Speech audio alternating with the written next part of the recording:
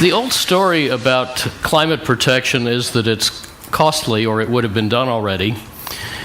So government needs to make us do something painful to fix it. The new story about climate protection is that it's not costly but profitable. This was a simple sign error because it's cheaper to save fuel than to buy fuel, as is well known to companies that do it all the time. For example, DuPont, ST Microelectronics, many other firms, IBM, are reducing their energy intensity routinely 6% a year by fixing up their plants, and they get their money back in 2 or 3 years. That's called a profit. Now, similarly, the old story about oil is that if we wanted to save very much of it, it would be expensive, or we would have done it already because markets are essentially perfect. If, of course, that were true, there would be no innovation and nobody could make any money. But the news story about oil is the government doesn't have to force us to do painful things to get off oil, not just incrementally but completely.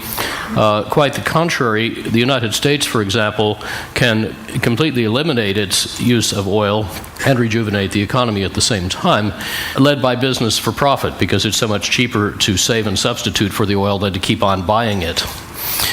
This process will also be catalyzed by the military for its own reasons of combat effectiveness and preventing conflict, particularly over oil. This thesis is set out in a book called Winning the Oil Endgame that 4 colleagues and I wrote and have posted for free at oilendgame.com, about 170,000 downloads so far. And it was co-sponsored by the Pentagon. It's independent, it's peer-reviewed, and all of the backup calculations are transparently posted for your perusal. Now, a bit of economic history I think may be helpful here. Around 1850, one of the biggest U.S. industries was whaling, and whale oil lit practically every building. But in the 9 years before Drake struck oil in 1859, at least 5/6 of that whale oil illuminating market disappeared thanks to fatal competitors, chiefly oil and gas made from coal, to which the whalers had not been paying attention. So very unexpectedly, they ran out of customers before they ran out of whales. The remnant whale populations were saved by technological innovators and profit-maximizing capitalists. And it's funny, it feels a bit like this now for oil. We've been spending the last few decades accumulating a very powerful backlog of technologies for saving and substituting for oil, and no one had bothered to add them up before. So when we did, we found some rather surprising things. Now, there are 2 big reasons to be concerned about oil. Both national competitiveness and national security are at risk. On the competitiveness front, we all know that Toyota has more market cap than the big 3 put together, serious competition from Europe, from Korea, and next is China, which will soon be a major net exporter of cars. How long do you think it will take before you can drive home your new Wally badged Shanghai automotive super efficient car? Maybe a decade, according to my friends in Detroit. China has an energy policy based on radical energy efficiency and leapfrog technology. They're not going to export your uncle's Buick. And after that comes India. The point here is these cars are going to be made super efficient. The question is, who will make them? Will we in the United States continue to import efficient cars to replace foreign oil, or will we make efficient cars and import neither the oil nor the cars? That seems to make more sense. The more we keep on using the oil, particularly the imported oil, the more we face a very obvious array of problems. Our analysis assumes that they all cost nothing, but nothing is not the right number. It could well be enough to double the oil price, for example. And one of the worst of these is what it does to our standing in the world if other countries think that everything we do is about oil. If we have to treat countries that have oil differently than countries that don't have oil. And our military get quite unhappy with having to stand guard on pipelines in Far-Offistan when what they actually signed up for was to protect American citizens. They don't like fighting over oil. They don't like being in the sands. And they don't like where the oil money goes and what sort of instability it creates. Now, in order to avoid these problems, whatever you think they're worth, it's actually not that complicated. We can save half the oil by using it more efficiently at a cost of $12 per saved barrel. And then we can replace the other half with a combination of advanced biofuels and saved natural gas. That costs an average under $18 a barrel.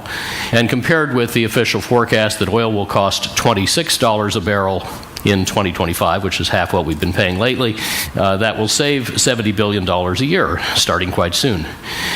Now, in order to do this, we need to invest about $180 billion, half of it to retool the car, truck, and plane industries, half of it to build the advanced biofuel industry. In the process, we will gain about 1 million good jobs, mainly rural, and protect another 1 million jobs now at risk, mainly in automaking. And we'll also get returns over $150 billion a year. So that's a very handsome return. It's financeable in the private capital market. But if you want it, for the reasons I just mentioned, to happen sooner and with higher confidence, then and also to expand choice and manage risk, then you might like some light-handed public policies that support rather than distorting or opposing the business logic. And these policies work fine without taxes, subsidies, or mandates. They make a little net money for the Treasury. They have a broad trans-ideological appeal, and because we want them actually to happen, we figured out ways to do them that do not require much, if any, federal legislation, and can indeed be done administratively or at a state level. Just to illustrate what to do about the nub of the problem, namely light vehicles, here are 4 ultralight carbon composite concept cars with low drag, and all but the one in the upper left have hybrid drive. You can sort of have it all with these things. For example, this Opel 2-seater goes 155 miles an hour at 94 miles a gallon. This muscle car from Toyota, 408 horsepower in an ultralight, does 0 to 60 in well under 4 seconds and still gets 32 miles a gallon. I'll say more later about this. And in the upper left, a pioneering effort 14 years ago by GM, 84 miles a gallon without even using a hybrid in a 4-seater. Well, saving that fuel, 69% of the fuel in light vehicles costs about 57 cents per saved gallon, but it's even a better deal for heavy trucks where you save a similar amount at 25 cents a gallon with better aerodynamics and tires and engines and so on, and taking out weight so you can put it into payload. So you can double efficiency with a 60% internal rate of return. Then you can go even further, almost tripling efficiency with some operational improvements, double the big haulers' margins, and we intend to use those numbers to create demand pull and flip the market. In the airplane business, it's, again, a similar story where the first 20% fuel saving is free, as Boeing is now demonstrating in its new Dreamliner. But then the next generation of planes saves about half, again, much cheaper than buying the fuel.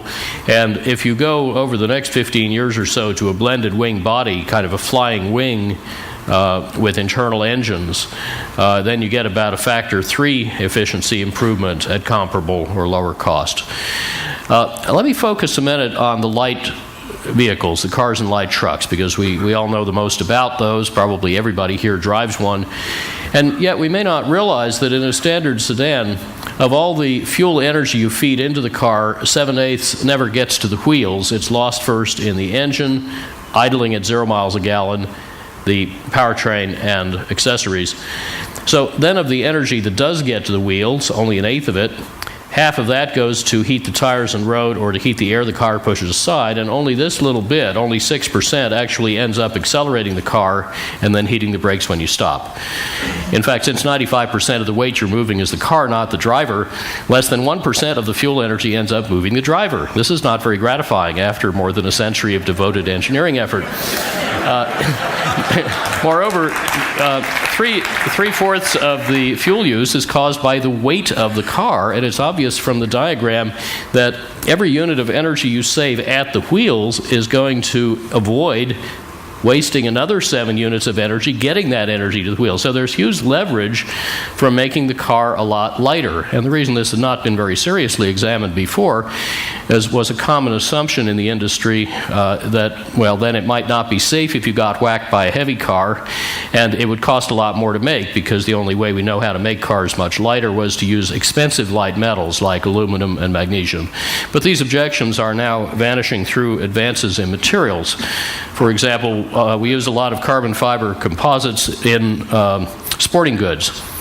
And it turns out that these are quite remarkable for safety. Here's a handmade McLaren SLR carbon car that got T-boned by a Golf. The Golf was totaled. The McLaren just popped off and scratched a side panel. They'll pop it back on and fix the scratch later. But if this McLaren were to run into a wall at 65 miles an hour, the entire crash energy would be absorbed by a couple of woven carbon fiber composite cones weighing a total of 15 pounds hidden in the front end. Because these materials can actually absorb 6 to 12 times as much energy per pound as steel, and do so a lot more smoothly.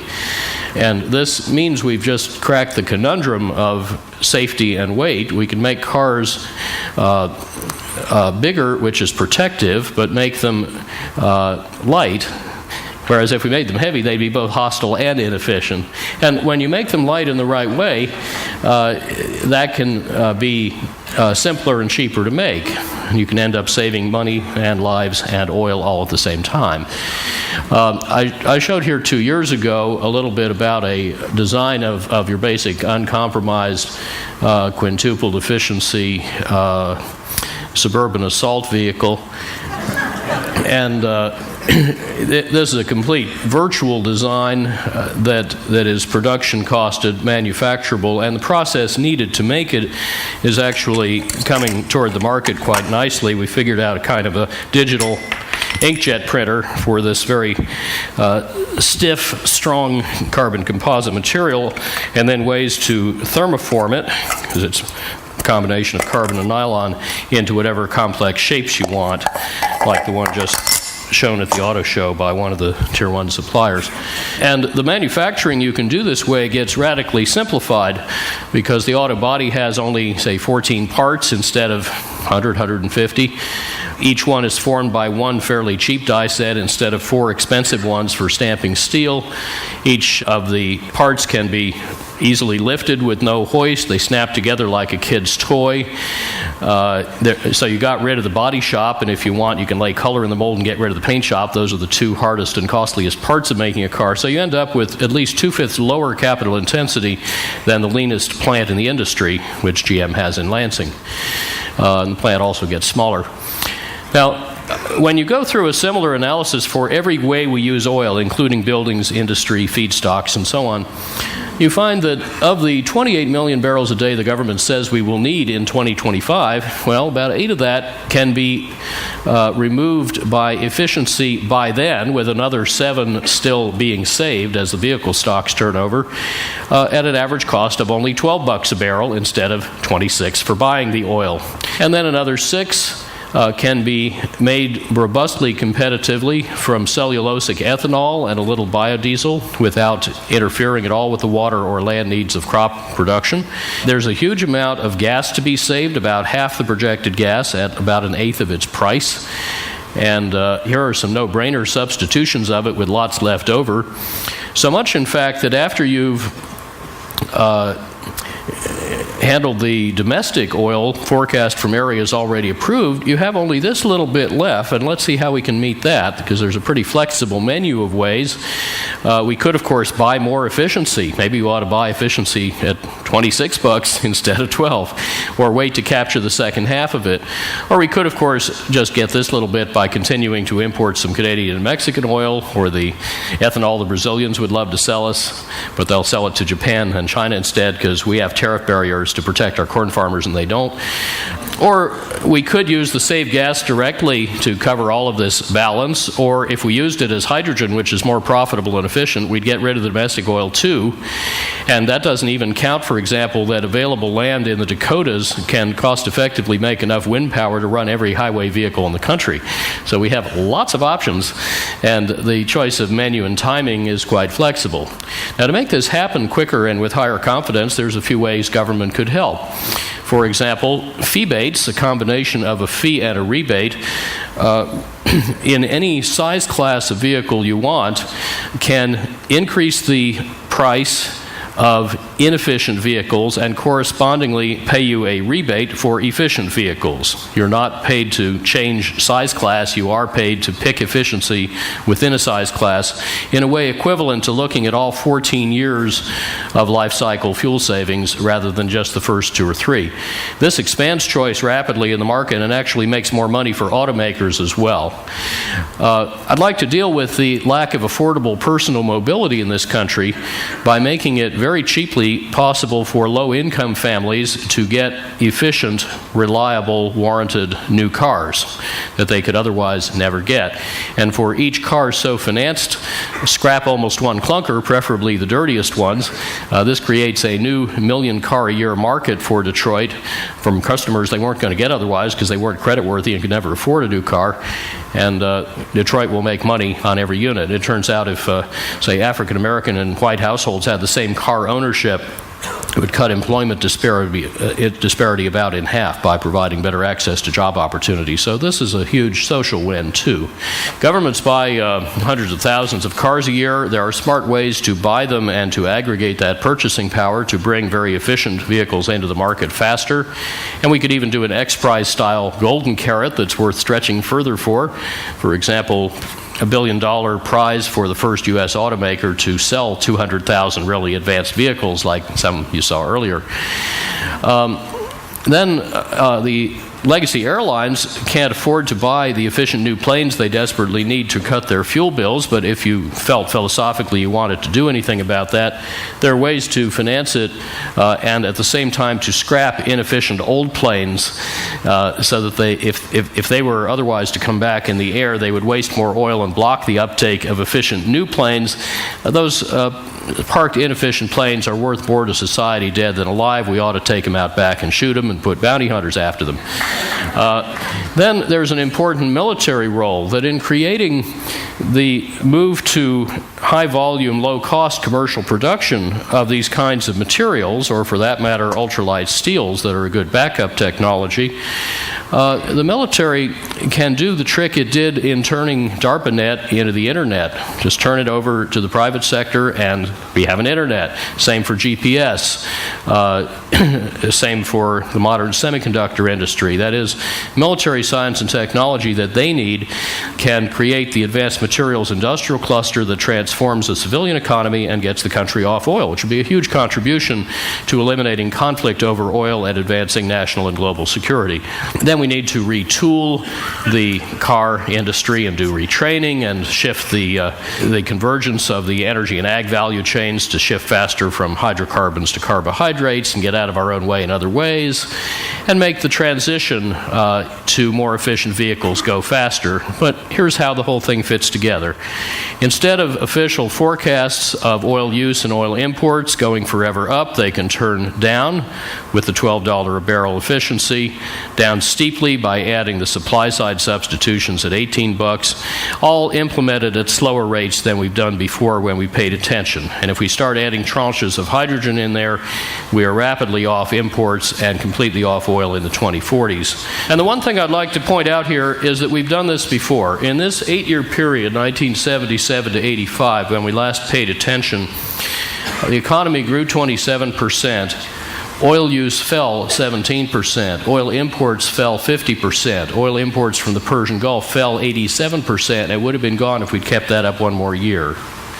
Well, that was with very old technologies and delivery methods. We could rerun that play a lot better now. And yet what we proved then is the U.S. has more market power than OPEC. Ours is on the demand side. We are the Saudi Arabia of nega barrels. We can use less oil faster than they can conveniently sell less oil. Now, whatever your whatever your reason for wanting to do this, whether you're concerned about national security or price volatility or jobs or the planet or your grandkids, it seems to me that this is an oil endgame that we should all be playing to win. Please download your copy, and thank you very much.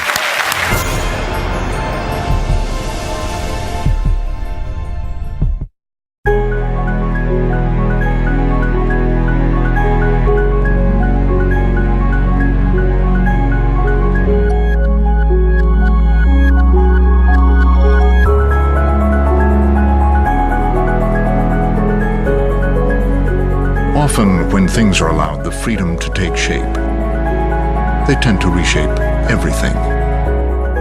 The all-new BMW X6,